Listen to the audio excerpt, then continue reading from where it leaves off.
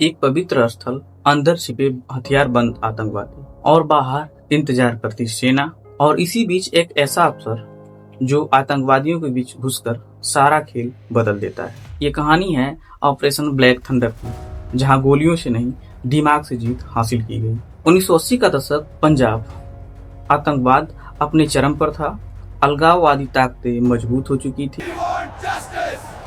और हालात इतने बिगड़ चुके थे कि देश की एकता पर सीधे खतरा मंडरा रहा। इसी दौरान स्वर्ण मंदिर, जो सिखों का सबसे पवित्र स्थल माना जाता था, फिर से आतंकवादियों के कब्जे में चला गया। ये वही जगह थी जहां 1984 में ऑपरेशन ब्लू स्टार हुआ, जिसने पूरे देश को झकझोर कर रख दिया। सरकार इस बार कोई गलती दोहराना नहीं चाहती थी। सीधा हमला करने का मतलब धार्मिक भावनाओं को ठेस पहुंचाना और देश भर में तनाव। इसलिए इस बार प्लान था शांति, रणनीति और सटीक जानकारी के साथ ऑपरेशन करना। इस ऑपरेशन में अजीत डोभाल की एंट्री होती है। अजीत डोभाल इस ऑपरेशन में एक अहम भूमिका निभाए, जो कि उस टाइम एक खुफिया अधिकारी थे। यानी अजीत डोभाल जो कि इस ऑपरेशन के दौरान इंटेलिजेंस ब्यूरो में थे और अपनी साहसिक रणनीतियों के लिए जाने जाते थे। डोभाल ने वो किया जो किसी फिल्म से कम नहीं था।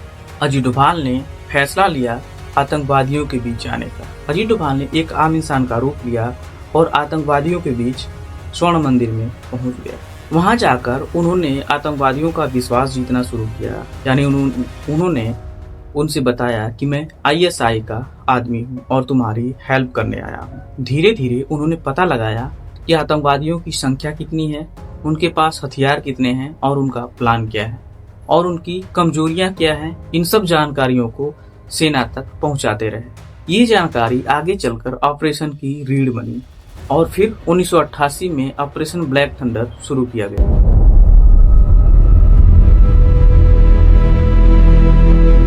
इस बार सेना ने सीधा हमला नहीं किया, बल्कि एक नई रणनीति अपनाई। इसमें पहली रणनीति थी घेराबंदी, यानी स्वर्ण मंदिर को चारों तरफ से घेर लिया गया। अंदर आने और बाहर जाने के सारे रास्ते बंद कर दिए गए। पानी, बिजली और जरूरत की सारी सामानों की सप्लाई को धीरे धीरे नियंत्रित किया गया।